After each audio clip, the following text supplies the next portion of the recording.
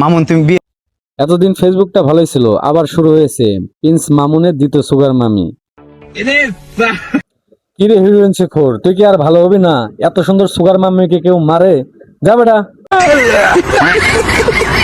কিরে বেটা, তুই না দেখি কিছুদিন আগে বিয়ে করলি, ভাবলাম দ্বিতীয় সুগার মাম্মিকে নিয়ে ভালোই থাকবি, তাও না মাল খা মাল দিয়ে ভুলে গেলি।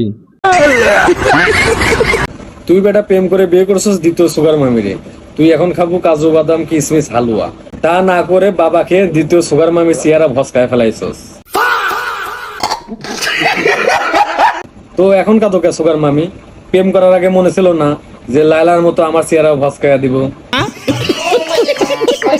এখানে প্রিন্স মামুন বলতেছে একটা মানুষ আর একটা মানুষে কিভাবে 4 মাস নির্যাতন করতে পারে, একটা মানুষকে কিভাবে 4 মাস নির্যাতন করতে পারে। আর ওইদিকে এই আপুটি বলতেছে আমাকে 4 মাস নির্যাতন করছে। এভাবে মার আমাকে 4 মাস এভাবে মেরে আটকে রাখছে। আমি তাহলে কাদের কথা বিশ্বাস করব? আপনারাই বলে যান। আমার বডিতে যত ধরনের স্পট দেখতেছেন, এই যে স্পটগুলো দেখতেছেন, এগুলো ও মানে হচ্ছে খামচি। আরে বেটা, তুই তো টাকা থেকে তোর 4-5 বছরের সিনিয়র মেয়েকে বিয়ে করছিস, তাহলে তোকে খামসাবে না অন্য মানুষকে খামসাবে? আমি মামুনের থেকে 4 বছর বড়। এখানে সবচেয়ে বেশি ইন্টারেস্টিং জিনিস কি জানেন? আজকে লায়লা আপার ঈদের দিন। বছরে মানুষের 2টা ঈদ থাকে, বাট আমার বছরে 3টা ঈদ হয়ে গেল, কারণ প্রিন্স মামুনের। কারণ লায়লা আপার ভবিষ্যৎবাণীও ঠিক হয়ে গেল, কারণ লায়লা আপা বলেছিল প্রিন্স যাকে বিয়ে করবে তার চেহারায় ভস্কায়া দিবে। সবচেয়ে মজার বিষয় কি জানেন? যখন থেকে প্রিন্স মামুনের অপকর্মের ভিডিও ভাইরাল হচ্ছে, তখন থেকে লায়লা আপু উড়াধুরা পোস্ট করা শুরু করছে। আপনার যদি আমাকে প্রয়োজন হয়, আপনি যে কোনো মূল্যে আমাকে খুঁজে বের করবেন। যার জন্য আমি উমরা করছি।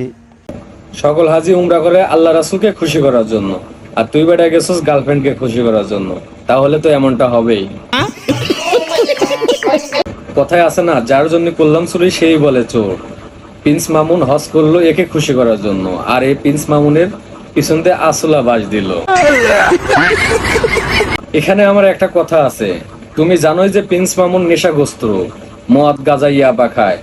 এই কথা জানা সত্ত্বেও কেন তুমি তাকে বিয়ে করলে? প্রিন্স মামুন নেশাগ্রস্ত হয়ে তার চেহারা রিহাইল করেছে, সেটা তো আমার ফল্ট না ভাইয়া। ঘরে শান্তি না থাকলে তো একটা মানুষ নেশা করবেই, আর নেশা করলে তো চেহারা খারাপ হবেই। হতে যাওয়ার আগে দেখবেন সেম চেহারা এখনো সেম চেহারা, তো আমার জন্য কিছু চেহারা পরিবর্তন হয়নি। এটা কি সে হাতিয়ার বানিয়ে আমার জন্য ডিপ্রেশনে চেহারা খারাপ হয়েছে এটাই সে বলবে? আমি আসলে ওই সময় ভাইয়া আপনারা চেহারা নিয়ে না বলে অ্যাট লিস্ট এটা বলেন। আচ্ছা ভাইয়া, চেহারা নিয়ে কথা বলবে না কেন? চেহারা নিয়ে কথা বললে কি এখন তোমরা বাস খাবে? এদের দুজনের যে রাগারাগি পর্যায়ে চলে গেছে, কবে বা শুনি এদের লিঙ্ক বের হইছে। পরিশেষে একটা কথাই বলতে চাই, এক হাতে কখনো তালি বাজে না। এদের দুইজনেরই দোষ আছে, ড্রিম থেরাপি দিলে সব বের হয়ে যাবে।